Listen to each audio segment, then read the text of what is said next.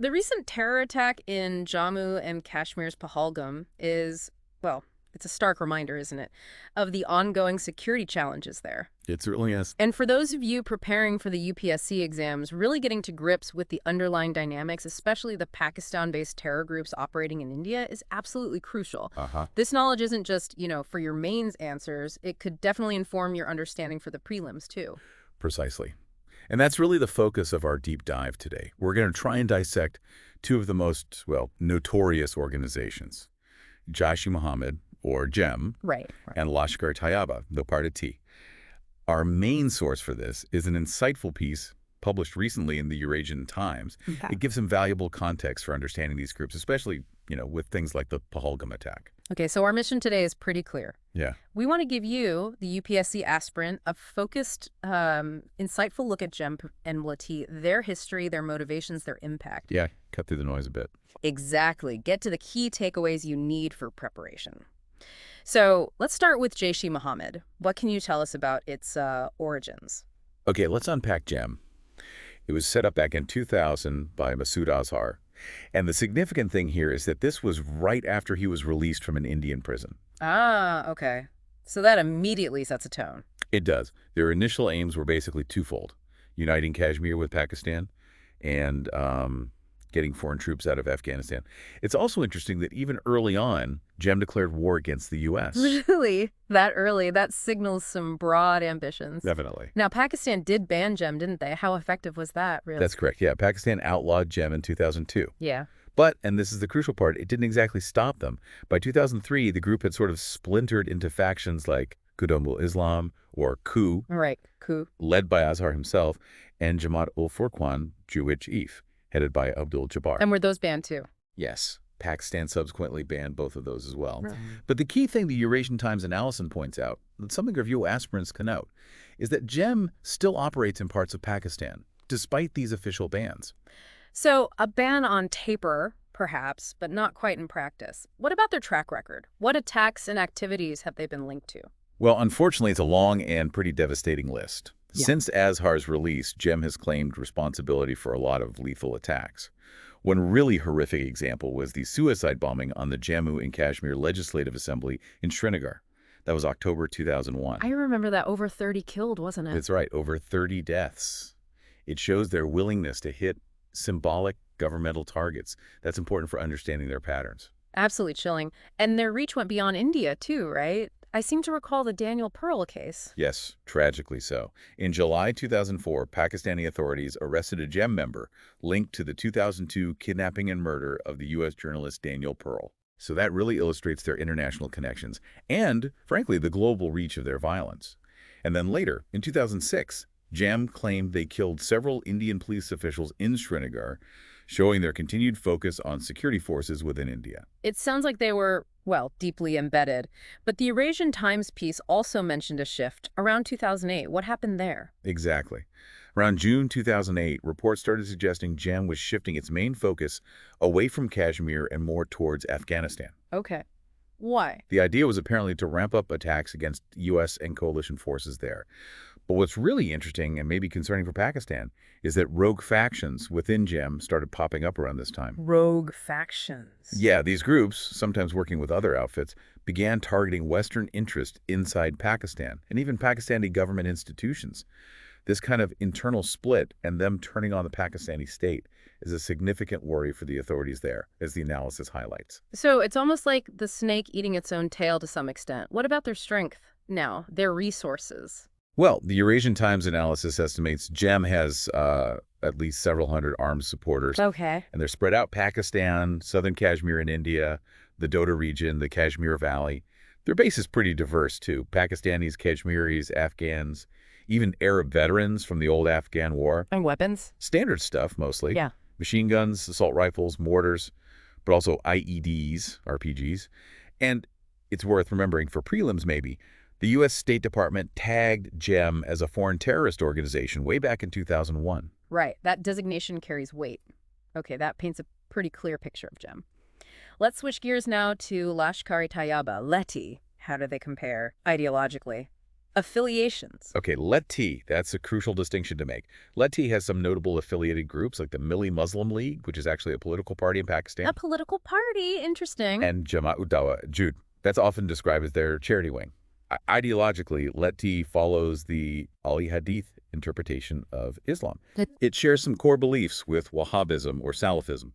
It provides this specific theological frame, often quite puritanical, that justifies jihad against perceived enemies. That marks them out a bit. And another key difference. Generally, LeT has tended to avoid direct attacks on the Pakistani government itself. Okay, so their focus seems more external, mainly towards India and Kashmir. Predominantly, yes. Yeah. Their operational reach, as the Eurasian Times points out, is quite wide, though. Pakistan, India, especially Kashmir, but also Afghanistan, Australia, the U.S., Bangladesh, Nepal. Wow, that's extensive. It is.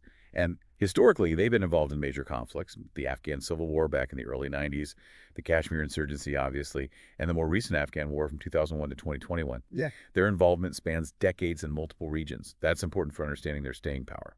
And like JeM, sadly, their list of attacks is long, too. Can you highlight some key ones mentioned? Tragically, yes. Besides countless attacks in Kashmir, LeT has been implicated in huge incidents. The Red Fort attack in Delhi, December 2000. The Indian Parliament attack in 2001. The Delhi bombings in 2005. Hyderabad bombing 2007. The horrific Mumbai attack, 26/11, in 2008. Mumbai, of course. That was a watershed moment. Absolutely. And even the Pune attack in 2010.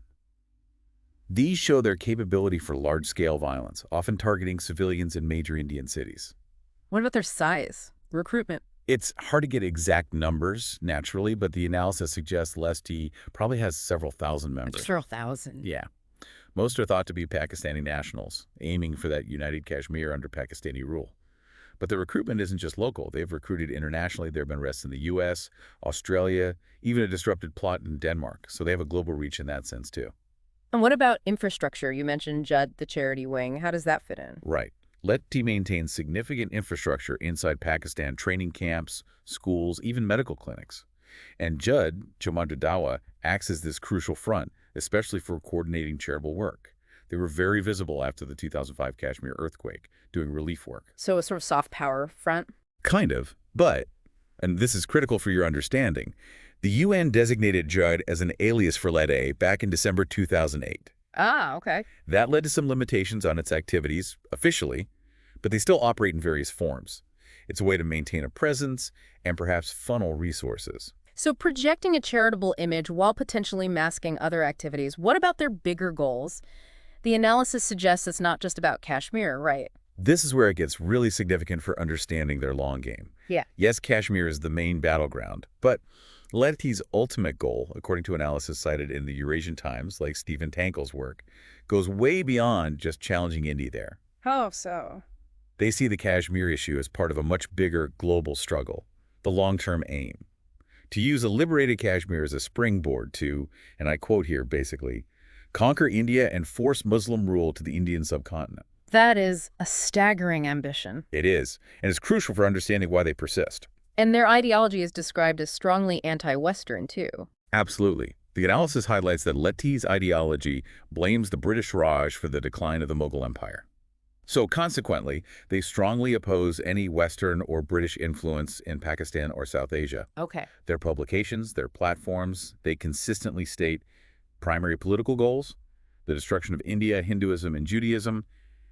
They see jihad as a religious duty for all Muslims, and the end goal is establishing a global caliphate. This anti-Western stance is a core driver. The Eurasian Times also mentioned this phrase, Brahmanic Talmudic Crusader Alliance. What's that about in their propaganda? Yes, that comes from Christine Fair's analysis of their propaganda since the mid-90s. LeT consistently condemns this alleged Brahmanic Talmudic Crusader Alliance. So Hindus, Jews, and Christians, basically. Essentially, yes. It's a powerful propaganda tool. It paints this picture of a unified global conspiracy against Muslims. It helps them radicalize people, mobilize followers, create a very clear us versus them narrative. And they use history to justify this too, claiming India and other places were originally Muslim lands. Precisely. They have this pamphlet, Why Are We Waging Jihad?, where they explicitly say all of India and many other countries were once ruled by Muslims, therefore they are Muslim lands. Right. And this historical claim serves as their justification, their perceived duty to take back these lands from the non-Muslims. They've even declared the U.S., India, and Israel as existential enemies of Islam. It solidifies their worldview, motivates their fight. So what are the actual concrete objectives they list for this jihad? According to the Eurasian Times, drawing from LeT's own statements, they list 6 main objectives for waging jihad. Okay, what are they? 1, establish Islam as dominant globally. 2, force non-believers to pay jizya, that historical tax. 3, get revenge for killed Muslims. 4, punish enemies for breaking oaths. 5, defend all Muslim states. And 6, crucially, recapture occupied Muslim territory, which, in their view, definitely includes India. That's a very clear, if alarming, framework. It lays out their justification for violence quite starkly. Okay, let's bring this back to the present, to that recent attack in Pahalgam. The Eurasian Times piece talks about a group called the Resistance Front, TRF. What's their link to LeT? This is a really important point, especially for you UPSC folks tracking tactical shifts. According to the South Asia Terrorism Portal, which the Eurasian Times cites, TRF is seen as an offshoot of Lashkar-e-Taiba. An offshoot, okay. Yeah, it seems to have emerged in the region around 2019. And in that Pahalgam attack, the attackers, identified as TRF, specifically targeted tourists after checking their nationality and religion. Tragic consequences, obviously. And TRF stated a motive. What was it? They posted on Telegram, claiming the attack was against issuing residency permits to outsiders. They argued these outsiders could change the region's demographic makeup. Right, the demographic argument. And they explicitly threatened violence against anyone trying to settle illegally, as they put it. It shows that focus on demographics is still very much part of their narrative. It's interesting, though. This group pops up more after the 2019 State Reorganization Act, but the analysis notes there wasn't really scope to mess with domicile rules like they claimed. And they used smaller arms before this, right? That's right. Around 2021-22, reports showed TRF activists using things like pistols, hand grenades. Jaish-e-Mohammed from the South Asia Terrorism Portal gives a key assessment here. He basically says TRF is a front for LeT. A front? Why? Well, creating these front groups often happens when the main organization, like LeT, faces more pressure, maybe from the Financial Action Task Force, FATF, for instance. Ah, the financial watchdog pressure. Exactly. It's a way to create deniability about their direct involvement in terrorism in Jammu and Kashmir. It's a strategic adaptation, important to recognize. So operationally, how does it work then? LeT gives the orders from behind the scenes, and TRF with a local name carries them out. Pretty much. Zanay suggests that while TRF might have some freedom on the ground, choosing specific targets perhaps, the overall sanction, the strategic green light, likely comes from LeT leadership. Right. It lets LeT keep things going while maintaining, at least on the surface, some distance from direct responsibility. Using front groups is a key tactic. So pulling all these threads together, what are the broader takeaways the Eurasian Times piece emphasizes looking at these groups and the recent attack? Well, the analysis concludes that the whole picture, the religious historical roots of their concept of jihad, their identified targets, their global networks, the ideological support they get, it all poses a significant threat, not just to India, but to the democratic world generally. And also to moderate Muslims. Yes, it explicitly mentions it's seen as an existential threat to moderate, rational segments within the Islamic community itself. The piece frames the whole situation as this fundamental clash. Democracy versus what it calls an antiquated theocracy with an uncertain outcome. That framing itself is significant. And the warning specifically for Indian authorities seems quite direct. It is. The Eurasian Times really emphasizes the danger of underestimating this kind of Islamic jihad. It cautions against misleading the public by claiming peace has fully returned to Kashmir. Saying it's like a self-destructive game. Exactly. Ignoring the underlying threats, taking premature credit for normalcy. They see that as risky. It underscores that these groups remain relevant, a persistent challenge. So for all of you listening, especially those preparing for UPSC, the key takeaways are really about understanding these deep historical roots, the very clear objectives, which go far beyond just Kashmir, remember, and the way these groups like JeM and LeT are interconnected, even using newer fronts like TRF. Getting that nuanced picture is crucial. It really is, for building that well-informed perspective on the security challenges in the region. Vital for mains, potentially useful for prelims, too. Absolutely. And if you think about the bigger picture, this whole dynamic the Eurasian Times mentions, democracy versus theocracy, it gets even more complicated when you factor in today's, shifting geopolitical landscapes and all the rapid technological changes. That is a really thought-provoking point. How do those factors twist this already complex situation? It's definitely something for you to think about as you study these topics for your exams.